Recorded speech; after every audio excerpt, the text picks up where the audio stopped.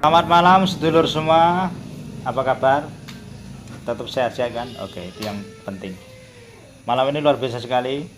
Kita mendapat kehormatan bisa mendatangkan, jadi diculik orang mendatangkan. Soalnya kita maksa. Bapak Rektor UNH, wah luar biasa sekali. Selamat malam Pak Rektor. Selamat malam. Gimana keadaannya?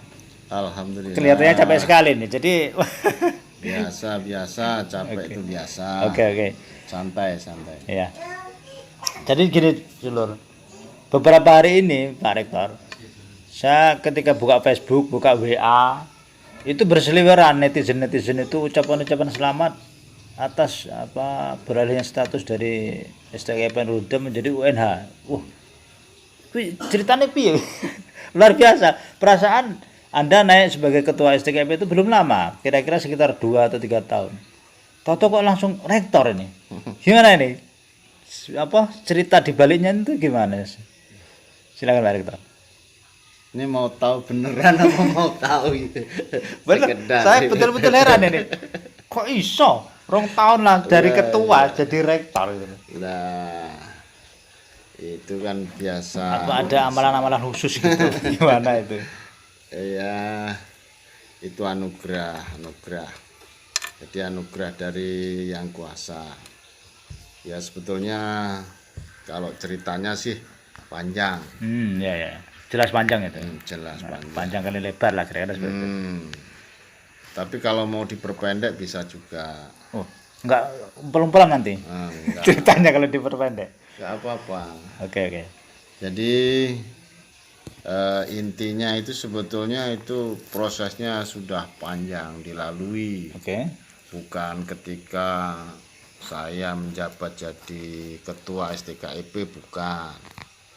Jadi sudah panjang dirintis dari sejak tahun 1998. Jadi Romo Yai Soleh Hasan, Romo Yai Afandi selaku pengasuh Pondok Pesantren Nurul Huda itu berupaya untuk mendirikan sekolah tinggi ilmu tarbiyah pada waktu itu. Oh, jadi pertama itu cuma satu jurusan itu ya? Ya, Tarbiyah. jadi didirikanlah sekolah tinggi ilmu tarbiyah nginduk di Kemenak, itu ceritanya seperti itu. Jadi untuk menampung santri-santri yang sudah lama mondok tamat aliyah, itu maka agar lama mondoknya didirikanlah sekolah tinggi ilmu tarbiyah itu gitu. Oke. Dan ini satu-satunya di Kabupaten Oku Timur tuh, Pak Rektor ya? Kalau Universitas yang di bawah pondok pesantren universitas itu sebetulnya bukan hanya di Oku Timur. Nah, artinya gini, untuk di Kabupaten Oku Timur itu satu-satunya untuk sekarang itu ya, universitas itu ya? Ya, di universitas itu di Kabupaten Oku Timur baru ada ini. Luar biasa rekor ini. Wah, luar biasa. Ya. Tapi sebetulnya kita memecahkan rekor itu mungkin universitas di bawah pondok pesantren itu di Sumatera ini baru ada di Nurul Huda. Di daratan Sumatera. Iya, di bumi Andalusia lah kurang lebih. Iya, di bumi Sumatera, Andalas. Andalas.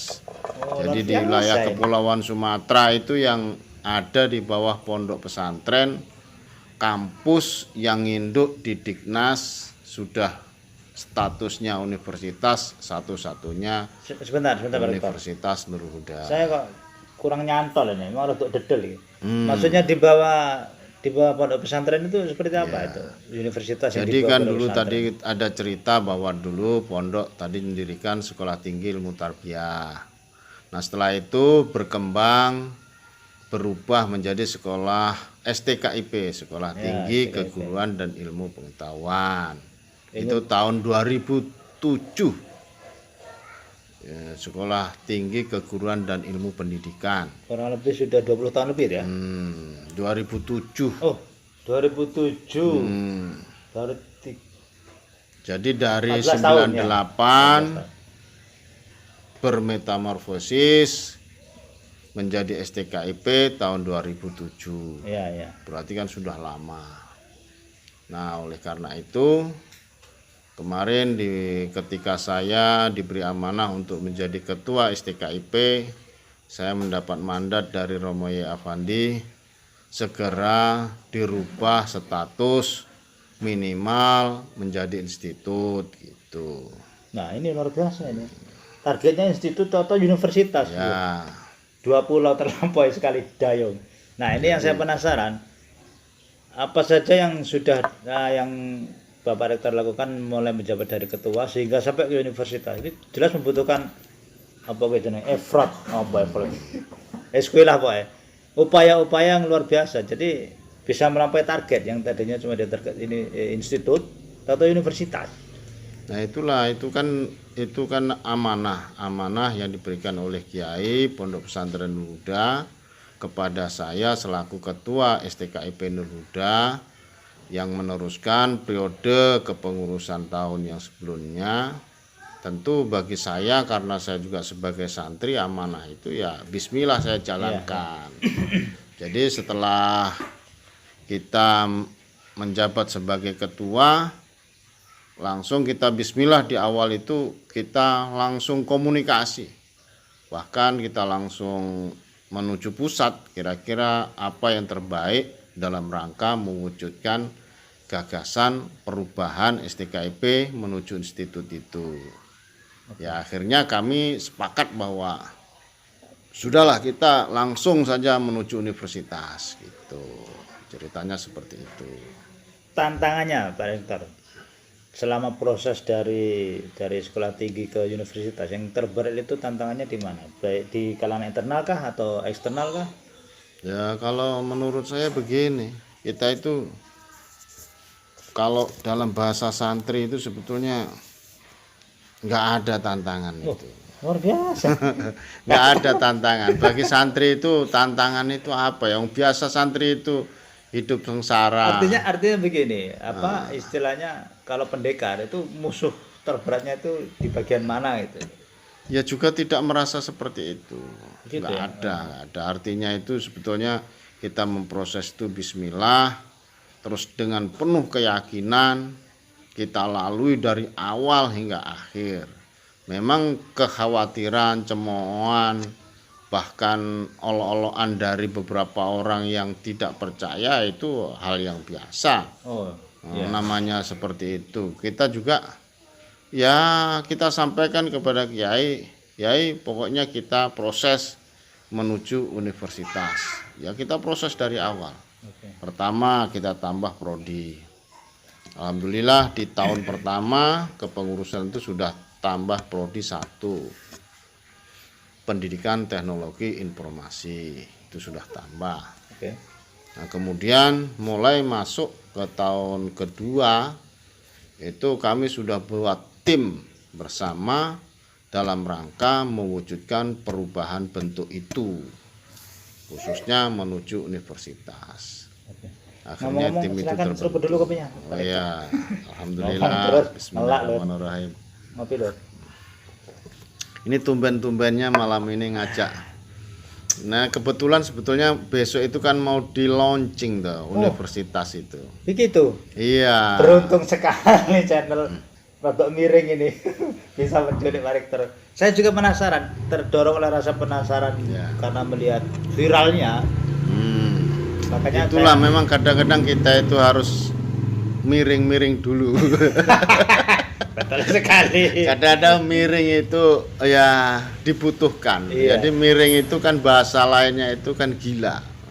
Kalau kami beda Pak Rektor. Apa? Miring itu benaknya posisi. Nah, rotok miring-miring jadi supaya posisinya pas gitu. Itulah kadang-kadang kan orang itu mau masuk nggak muat itu kan harus miring-miring. Iya betul sekali ya. Sepakat. Tapi orang yang nggak waras juga dikatakan miring. Otaknya miring. Nah kadang-kadang memang kita itu jangan takut dikatakan nggak waras. Juga jangan takut dikatakan miring. Itu kan penuh makna lah. Artinya kita jangan baperan lah diomongkan orang itu. Karena kalau kita nggak gila kadang-kadang wah nggak bisa sesuatu itu. Betul sekali Pak. Kita mau punya istri aja kadang-kadang harus gila dulu. Nah, termasuk mau merubah dari sekolah tinggi menuju universitas itu ada yang mengatakan ide gila kan gitu.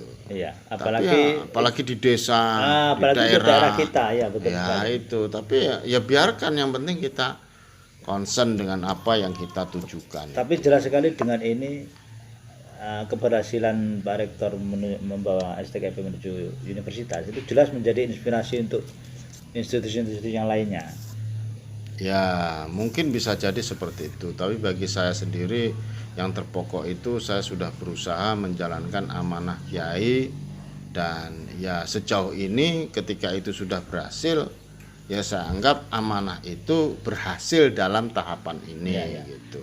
Dan itu jelas sekali menjadi inspirasi untuk institusi lainnya Pak Rektor. Ya memang sebetulnya begini, kadang-kadang kan kita memandang pondok pesantren itu seolah-olah itu lembaga yang berbau agama semata-mata. Dan itu jelas dipandang miring, lagi-lagi miring. Nah itulah, makanya itu kadang-kadang juga kita berani harus membuat terobosan tadi ya agak miring juga kan. Biar, miring. agak miring. Jadi memang harus seperti itu. Jadi memang kadang-kadang kita itu dalam hidup itu ya begitulah. Jangan takut dikatakan miring. Jangan takut dikatakan gila. Ya memang kalau mau luar biasa ya kadang-kadang harus ada sesuatu yang di luar konteks kan gitu. Artinya pakai jurus mabuk pun ya seperti tidak menjadi masalah, lebih-lebih itu demi kemaslahatan, demi kebaikan. Jadi kembali tadi image masyarakat ya di pondok pesantren itu biasanya ilmu agama saja. Nah ini ternyata Romo Yai Afandi selaku pengasuh pondok pesantren Nurul Huda itu ketika saya sowan, wah ini rencana kita itu universitas ini di bawah Kemenak apa Kemendikbud? Diknas. Kemendikbud.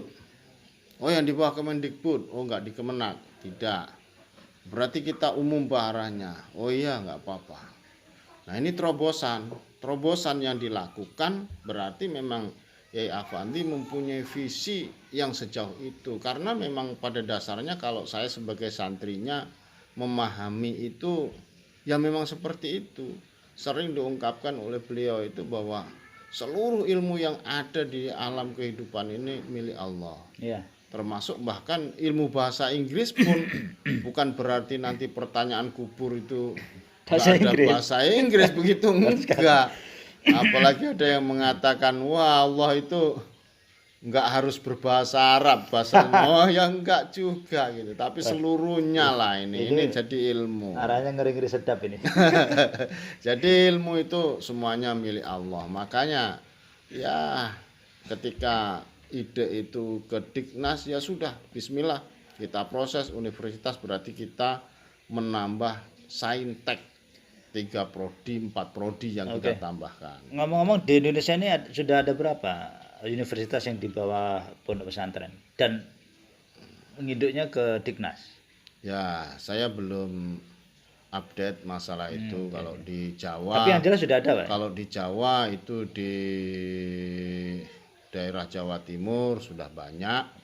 Tetapi kalau di Pulau Sumatera itu insya Allah sampean bisa update itu di Google, bisa ini cek di sana. Pondok pesantren Nurul Huda ini satu-satunya pondok pesantren yang memiliki perguruan tinggi yang kelembagaannya sudah berbentuk universitas di bawah pondok pesantren. Jadi ini satu-satunya. Artinya kita pionir lah ya. Ya, kita membuat terobosan lah di wilayah Sumatera. Dan tidak menutup kemungkinan ini nanti akan dijadikan role model untuk yang ada di Sumatera, di Pulau Sumatera untuk yang jelas kalau saya pribadi bersama kawan-kawan itu berupaya untuk menjadikan perguruan tinggi ini bukan sebagai perguruan tinggi kelas lokal. Ya minimal kita bisa menyaingi untuk sementara dulu ya Sumatera, tapi nanti lebih jauh kita kembangkan ya mungkin kita kelasnya itu ya Asia seperti itu. Luar biasa loh. Iya. Asia loh. Dan kita mempunyai apa? Kelebihan apa? Perguruan tinggi umum tetapi di bawah basic ilmu agama di pondok pesantren seperti itu. Luar biasa. Out of the box. Jadi itulah. Jadi ini kan apa milestone, apa istilahnya milestone? Batu tonggak yang kesekian kalinya sudah dicapai. Nah setelah ini lepas landasnya itu akan seperti apa? Ya ini kan kalau diibaratkan sebagai batu loncatan pertama, kami sudah berhasil meloncat. Nah. Ini capaian kami kelembagaan perguruan tinggi itu tertinggi sudah universitas. Oke. Nah ketika kunci itu kita sudah peroleh, maka seluruh keilmuan bisa kita buka selama memang itu kerannya dibuka oleh pemerintah, oleh Diknas. Oleh karena itu nanti kita kembangkan perguruan tinggi ini dengan berbagai keilmuan yang ada. Artinya masih ada kemungkinan pelebaran jurusan dan itu harus.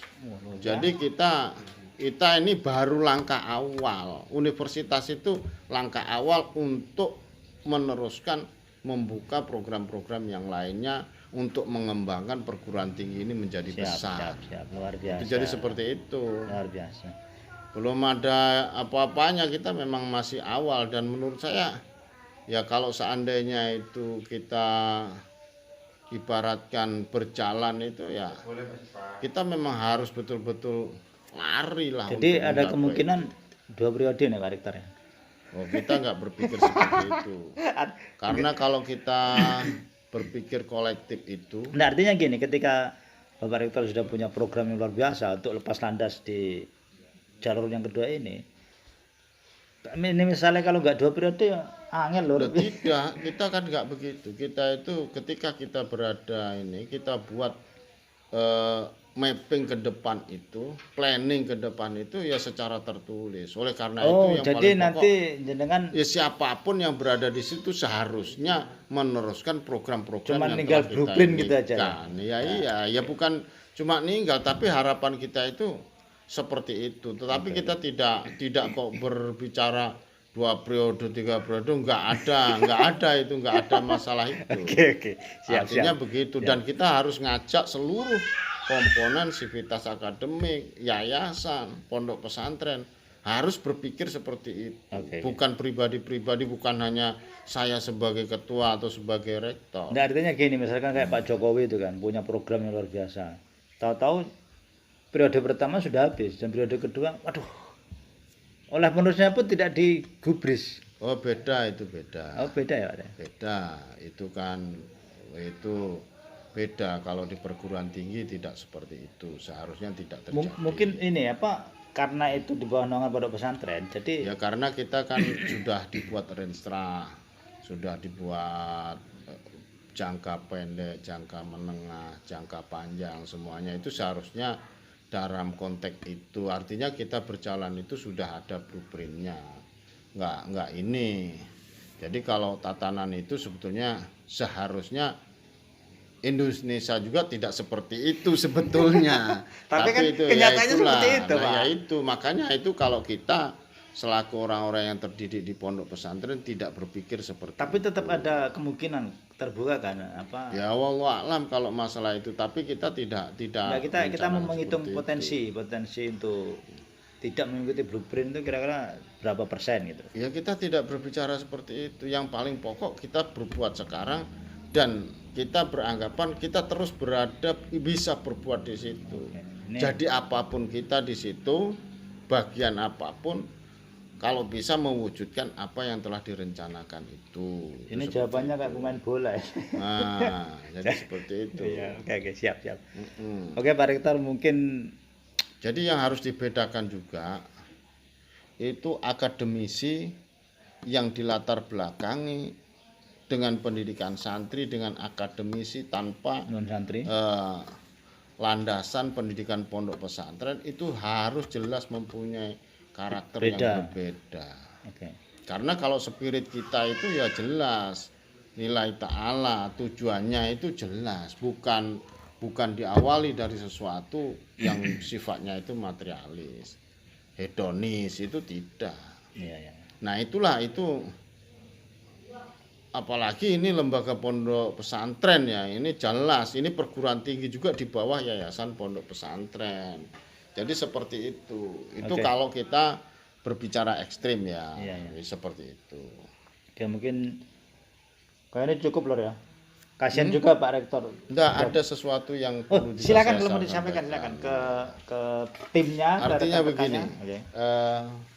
besok itu ketika kita meluncing Universitas Nurul Huda, itu bukan berarti suatu kebahagiaan yang katakanlah harus kita luapkan, itu tidak, tapi rasa syukur yang harus kita tunjukkan bahwa kita sudah berhasil melampaui ini dan ini harus kita syukuri. Iya, iya.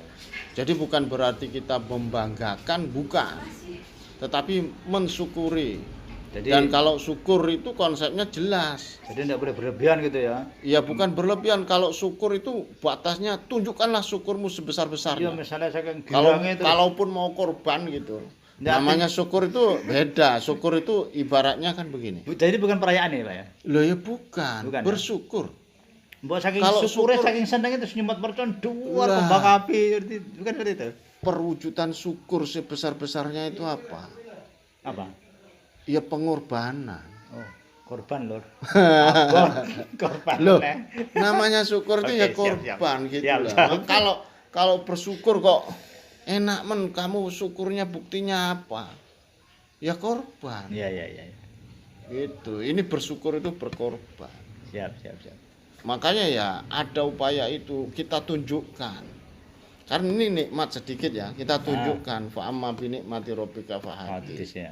Lah maksudnya bukan itu kita euforia kemudian berbangga kemudian ini, bukan, tetapi kita menunjukkan rasa syukur kita telah bisa berhasil dengan harapan ya semoga kenikmatan itu akan ditambah. Oke. Dan bagaimana ya Universitas Nurul Huda itu nanti betul-betul bisa menjadi besar. Itu harapannya seperti itu.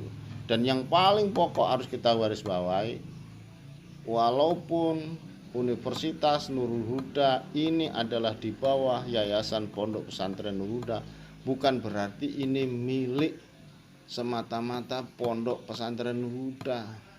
Tapi ini adalah milik bersama. Milik masyarakat. Apa ini sebagai aset Aset masyarakat. ya. Masyarakat mana? Ya masyarakat Kabupaten Ogo Timur, masyarakat Sumsel, masyarakat Sumatera, masyarakat Indonesia dan masyarakat Muslim khususnya karena di bawah Yayasan Pondok Pesantren. Siap. Nah, kalau sudah begitu apa maksudnya? Ya mari kita sama-sama membesarkan lembaga ini. Karena ini bukan berarti tanggung jawab pondok pesantren saja. Oke. Masyarakat mempunyai tanggung jawab, pemerintah apalagi. Kalau pemerintah memandang bahwa keberadaan perguruan tinggi ini enggak berarti di suatu daerah, itu salah besar. Iya, jelas sekali itu. Kenapa? Karena salah satu kriteria daerah yang maju, maka harus ada lembaga pendidikan yang maju. Mantap. Nah, lembaga pendidikan yang maju ditandai dengan apa? Ya perguruan tinggi. Salah satunya itu ya. Ya kemajuan di pendidikan yang Iya. ngomong kamu hebat pendidikannya. Tamat apa? Rantai kampus. Nggak pernah kuliah ya berarti belum Loh, perguruan tinggi yang paling bagus apa? Ya universitas. Ya, ya, betul Itu sekali. kelembagaannya Iya, yang iya. tertinggi seperti itu. Nanti kalau kita bicara akreditasi universitas itu apa? Sudah Kualitas. Masalah gitu. kualitas. Oke. Nanti grade-nya di dunia nomor berapa? Ya itu sudah harus diinikan. Oke. Nah, Jadi banyak pesan dari Pak Rektor tidak boleh berlebihan ketika merayakan. Itu bersyukur itu ya. Betul, Ya, betul syukur itu itu. seperti itu.